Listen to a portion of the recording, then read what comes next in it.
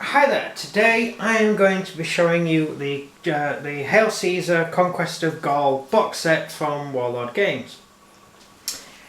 I've been planning on getting this set for a while. It has been on the back burner for a bit, but finally I got around to getting the set.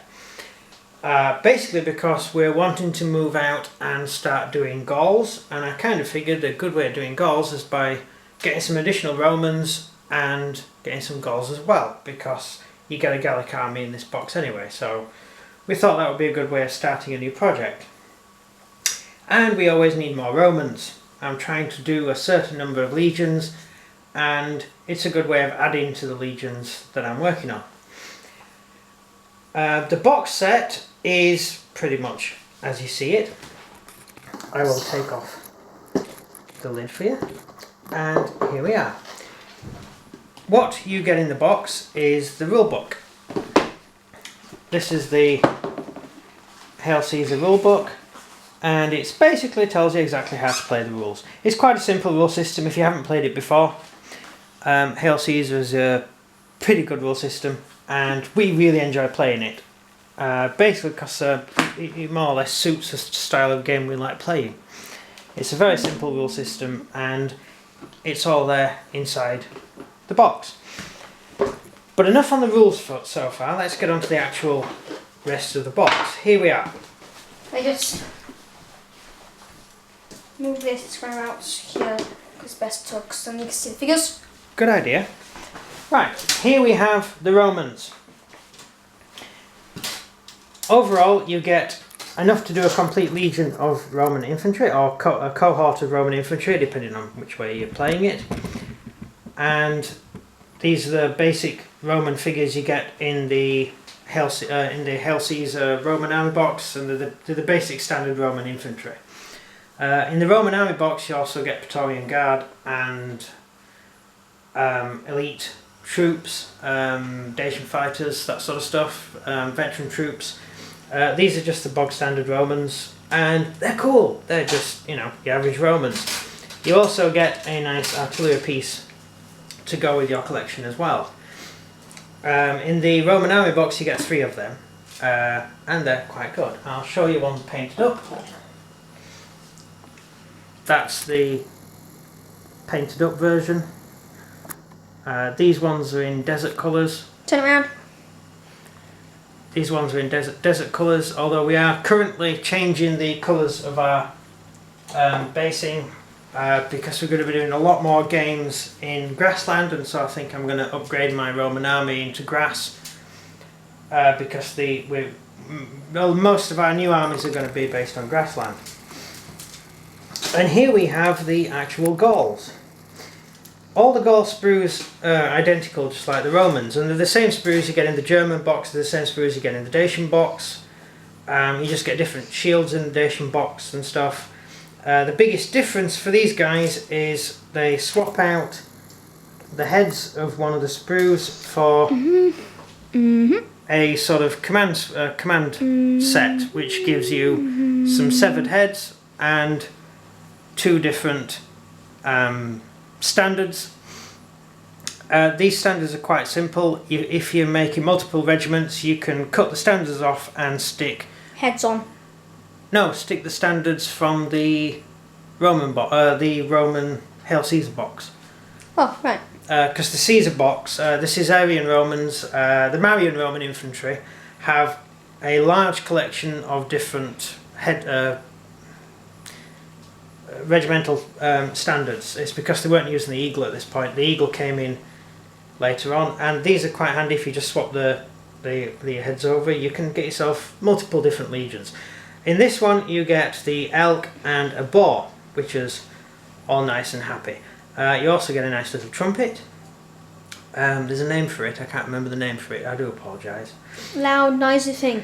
No, I think it begins with a C, I can't remember.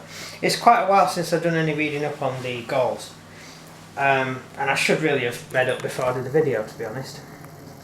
You also get a small little guide with the box, which is this, which gives you a basic, that's your basic Roman legion, and that's your basic Gallic legion, and that's all the stats for it. if you haven't played Hell Caesar, I will just run through it very quickly for you. We'll take the Romans. Romans have a clash of 7. That means they impact the enemy with the clash of 7, whereas the Gauls have a clash of 9. Yeah. Which is way cooler. But the Romans don't have any difference between clash and sustained combat, because the Romans are trained to fight close up and personal. So the Romans have a sustained combat of 7, which is the same as their clash. And the Gauls aren't expecting to smash into you and you survive, so their sustained carry on fighting isn't that good. Yeah. It's only 6. So it's a 6. That is offset by the Gauls' Wild Fighter's special skill. The Wild Fighter's skill gives them 3 rerolls for the first round of combat, and that is quite handy, because if you miss killing the enemy, you get yourself a reroll, and you get yourself 3 rerolls, which is actually quite useful for that first round of combat. Yeah, because if you miss 2, they just reroll them 2. Yeah. A downside is if your Celts don't break the Romans on the first turn of combat, they're going to die. Actually, they're better than Jews. Well, no, because your Jews are the same as the Gauls in combat, because they're rush shock infantry, although the Gauls are better at overall combat. Yeah, but Jews' clash is 5. Yeah, because Jewish troops are not trained. And They've had no training. Celts spend their entire life running around the fields hitting each other with swords, just for something to do on the weekend. The Jews didn't do that. The Jews were actually quite civilised and didn't fight. Their sustained is 4, isn't it? I think their sustained is 4 or 5. I'm not sure. No, because it's not the same as their clash. Their clash is 5. Yeah, I think their clash is 5, and your zealot infantry, your wealthy Sicarii, I think that clash is about 6. So these are 9 and 6. So these are better than your Jewish revolt soldiers. Sorry, we do Jewish revolt, hence we do a lot of that. They're better than Romans clash. Yeah. They're better than Romans or something. Oh my god. So here we are. We now have the rest of the combat. You have short and long range. Your short range is your javelins. Peel 'em if you're Roman. Javelins, peel 'em, anything like that. Archers if you're Parthian. Yes, archers if you're Parthian. And your short range combat is both your ability to support other units. So you could have one cohort next to another cohort, and that cohort could add 3 dice to the cohort next to it. Alternatively, you can throw peel 'em. And peel 'em is it's about the best close combat short range weapon you can get. It's a -1 save. Yeah, -1 save, and your peel 'em will pretty much ruin Celts' days, because Celts have very low armour. They don't actually have any armour. Your Celts are massed infantry, so they can absorb more damage. So like the Jews. Are they bigger than the Jews? Well, your average Celt unit has 4+ morale save. Your average Jewish infantry have 6 or 5. So it's the same as Romans. Yeah, they're pretty good troops. It's exactly the same as Romans. Yeah, but they carry large shields and they're well trained. So what's it weird? In that case, strike what I said before about not being as armoured. But yeah. So you peel them -1 off your enemy save, but that's only during throwing your peeler. The Gauls, they have 2, so they throw 2 javelins at the Roman troops. Unfortunately, they don't get any minuses, and there's only 2 dice. So they're going to do less damage to the Romans. Also, Romans, I should point out, are heavy infantry. And heavy infantry... The whole army is heavy infantry, Yep. which is why... You get a -1 to hit. If someone has, in the game or competition you're doing, if you have Parthians and they have Romans, quit. Yeah. Parthians... Parthians are meant to attack weak troops, such as Gauls, Celts, Jews. Yeah. But the Parthians can't fight Romans because they're all heavy infantry. Well, your Parthians are good at firing arrows and stuff. If your Parthians try to get involved, if you try and get involved in close combat with the Romans, you will die. Actually, I did. You will die in your thousands. No, actually, didn't. The elephant got wrecked. Yeah. My Romans killed the elephant. Yeah, that was pretty good going. Never attack Romans with elephants. They laugh at elephants. But if you attack it against a Jew, the Jews don't laugh at all.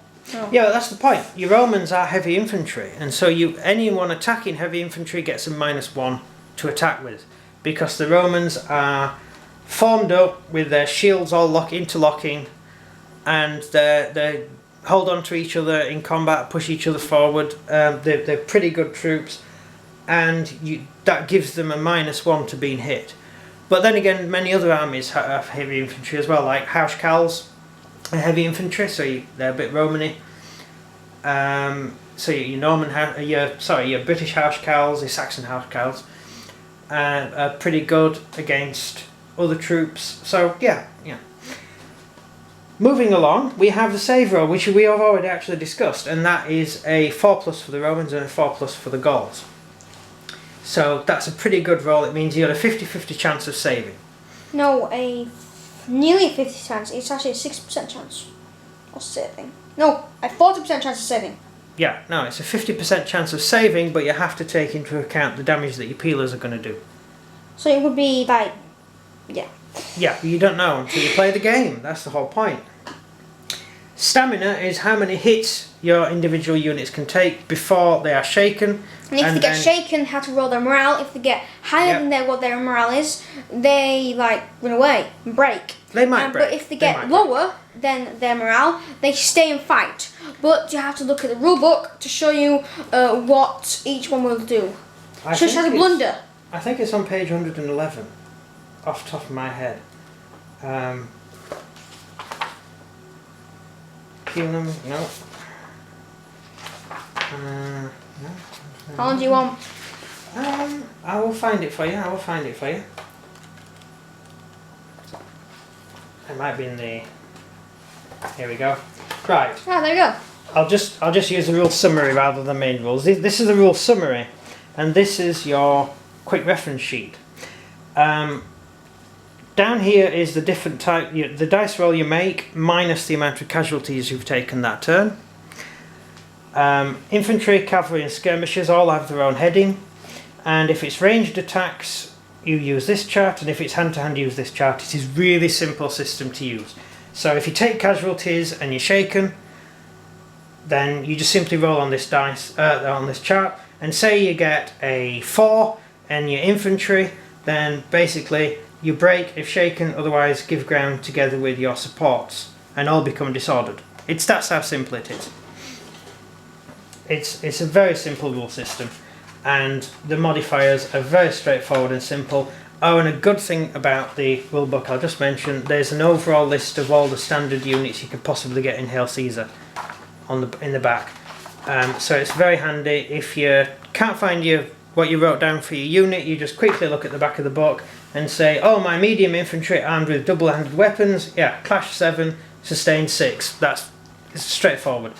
So even if you don't have your army book in front of you at that moment, you can still use the rule book straight off, and you can just look in the back of the rule book and you've got your units.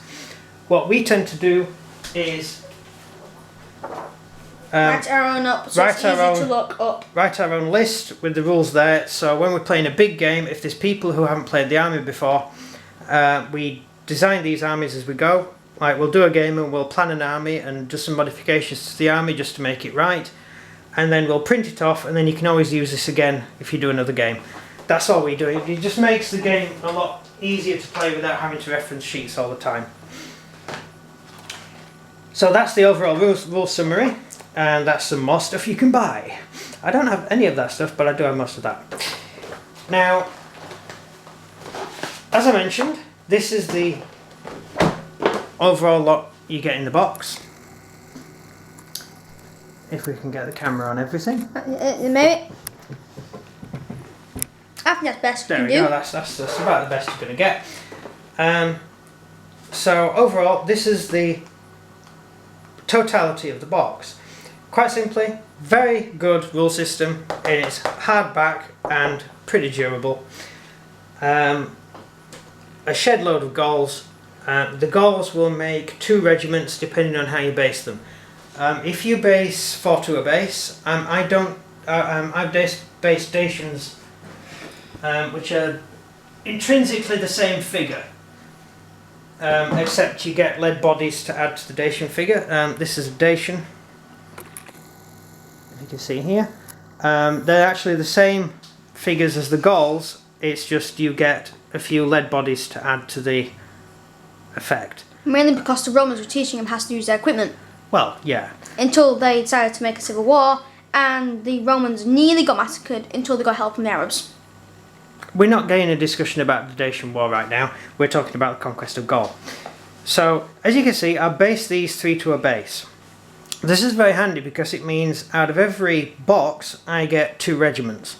That's not the reason I did it. The reason I did it is because if you cram 4 figures onto a base like this, I just think it looks too messy and too complicated when it's all based up.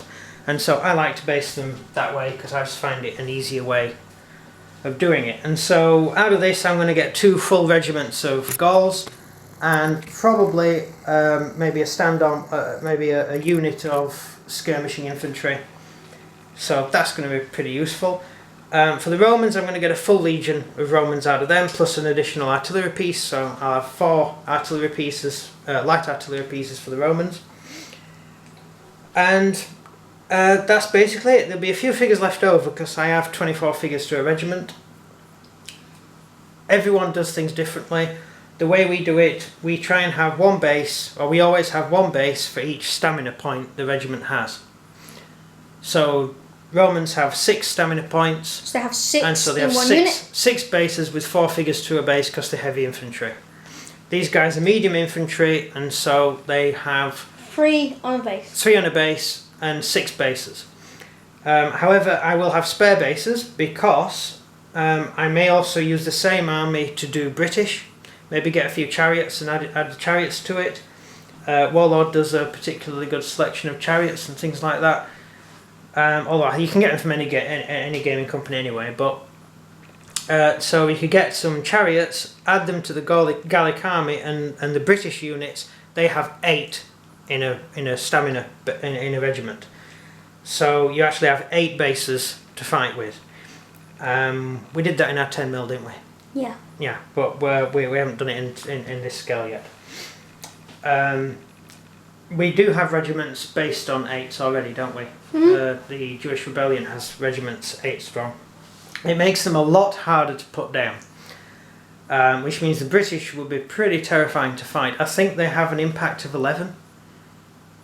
I think I just found my new army. Yeah, I think they have the Clash of 11, which is really that's impressive. Just fight, and train to fight and fight each of all time. It's the size of unit. The Gauls had units pretty equivalent to the Roman cohorts. The Gauls were starting to get Romanized. Certainly anyone living in the province was Roman. They wore Roman kit. They were Gauls, but they were basically Romans. The further north you get, the more barbaric the Gauls seem to be, although they were quite an interesting differing bunch of people. You can't really say the Gauls are one race. They're not. Julius Caesar described in his book, if I could remember where I put the book. No, can't remember. I got it again. In Julius Caesar's book, Julius Caesar describes all the different Gallic clans. There was one clan who had 2 men on a horse. In the entire army was made up of 2 men on individual horses, and they would ride into battle. One man would get off the horse and fight, and the other man would hold the horse. So half the army was basically holding a horse, and the other half was fighting, and then the men would run back, jump on the horses and run away really quickly, which made them awkward to fight because they kept moving away really quickly away from the Romans. I think we've got a little words. Rabbit on. We're rabbiting on. Well, not really. I'm explaining about the different things you can do with your Gallic army. So you can have horses carrying your Gauls into battle. That would be an interesting thing to do with a unit. You could have it basically half mounted. There's all sorts of interesting things you can do. You can add chariots to it. You can add lots more light infantry to it. Some Gauls were practically entirely light infantry, whereas some fought as the Germans did in shield wall. So yeah, it's a pretty open range of things you can do with Gauls. And the Romans are Roman, obviously. So that is the overall contents of the box set. I hope I've given you some idea of what the troops are like in the actual game, and an idea of the very simple mechanics of the game, the type of regiments you have and things like that. So that's it. That is the Conquest of Gaul box set, and that's exactly as it comes. So please click like and leave any comments in the comments bar. Feel free to subscribe. And was there something else you had to do? Comments down below. You want me to do anything? I said comments. I already said that. Is that anything? Yeah, right, okay. And that's it. This has been Vespasian. Thank you for watching. I hope you have a good one. Goodbye. And visit Warlord Games. He's an awesome person.